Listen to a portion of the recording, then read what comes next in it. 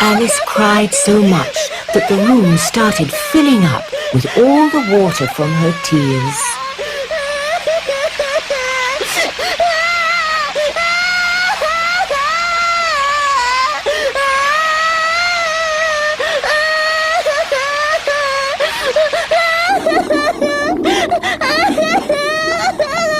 Finally, there was so much water that the door burst open.